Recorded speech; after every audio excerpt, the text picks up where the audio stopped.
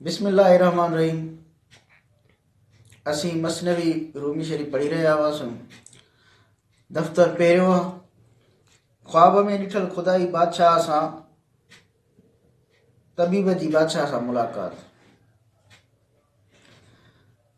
शेर चूं पेश महिमाने ख्वेश रफ्त, शाह बूदो लीक बस दरवेश रफ्त। बादशाह जॾहिं पंहिंजे महिमान जे साम्हूं वियो तोणी जो बादशाह हो पर मुकमल फ़क़ीर बणिजी वियो। भाकुर पाए महिमान सां मिलियो, हथनि ऐं पेशानी खे चुमण लॻो ऐं महिमान खां मक़ाम ऐं रस्ते जो हाल पुछणु शुरू कयईं। बादशाह चवणु लॻो त सब्र करण सां मूंखे खज़ानो मिली वियो आहे। सब्र कड़ो आहे पर उन जो फल मिठो आहे। महिमान चयो त सब्र कुशादगीअ जी कुंजी आहे। बादशाह चयो त जेको असांजी दिलि में आहे तूं उन जो तर्जुमान आहीं, बेवसनि जो तूं मददगार आहीं। जॾहिं मजलिस ख़तम थी त बादशाह उन जो हथु पकड़ियो ऐं हरमे सराह में वठी वियसि। बादशाह जो गेबी तबीब खे बीमार वटि वठी वञा। किसे रंजूर रंजूरी बखांद, बाद इज़दर पेश रंजू रश निशांद। तबीब बीमार ऐं मर्ज़ जो हाल ॿुधाईं। उन खां पोइ बीमार खे साम्हूं विहारियईं। तबीब मरीज़ जे चहिरे जो रंग ऐं असबाब ॿुधण खां पोइ चयो त हकीमनि जे इलाज सां मर्ज़ जी बर्बादी थी आहे। हकीमनि ग़लति बयानी कई आहे जो गैर मर्ज़ खे मर्ज़ ॿुधाए रहिया हुआ। तबीब ते राज़ खुली वियो पर बादशाह खे न ॿुधायईं। उहा दिलि जी बीमारी आहे, बदन ठीकु आहे। दिलि जी बीमारी इश्क जी निशानी आहे। तबीब सम्झी वियो त बानी इश्क जी बीमारीअ में मुब्तला आहे। इश्क मजाज़ी हक़ीक़ी इश्क जो ज़रियो बणिबो आहे। इश्क जी हक़ीक़त बयान खां ॿाहिरि आहे। इश्क हिकु ज़ौक़ी शइ आहे। उन जो बयान ज़ुबान ऐं कलम सां मुमकिन न आहे। ख़ुदि इश्क में मुब्तला हुजे ऐं उन जी कैफ़ियत खे सम्झी सघे थो। कुझु शयूं अहिड़ियूं आहिनि जो उन्हनि जे वजूद जो दलील ख़ुदि उन्हनि जो ई वजूद हूंदो आहे। इश्क ऐं सिज उन्हनि शयुनि मां आहिनि।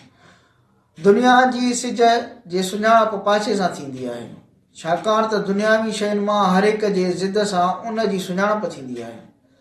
ज़ाते हक़ जी सुञाणप उन जे नूर सां थींदी आहे, जंहिंजो परतो रूहे इंसानियत ते पवे थो। ज़ाते हक़ जी दवाम लाइ बका आहे।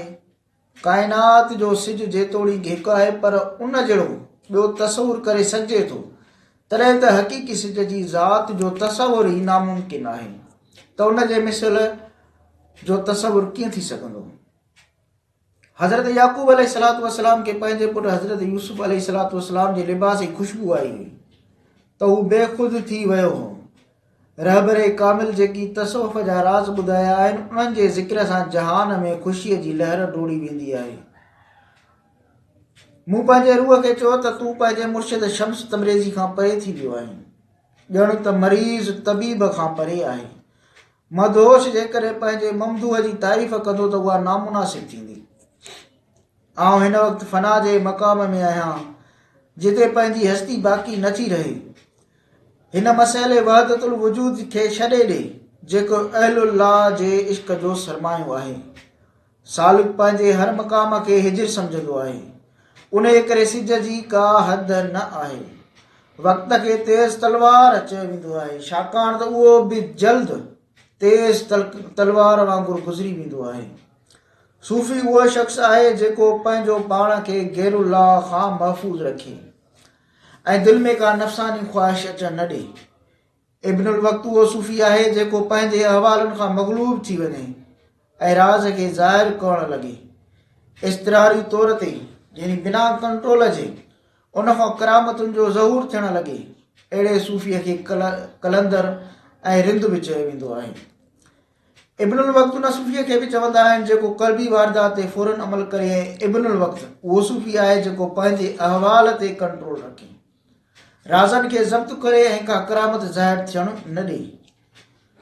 अॼु जी ॻाल्हि खे सुभाणे ते छॾणु मुनासिब न आहे। सभिनि नबियुनि ला इलाहा इल्लल्लाह जी तालीम ॾिनी आहे, जंहिंमां हिन ॻाल्हि ॾांहुं इशारो आहे त कमाल जी सिफ़तुनि सां फ़क़ति हिकु वजूद बारी ताला मुतसिफ़ आहे।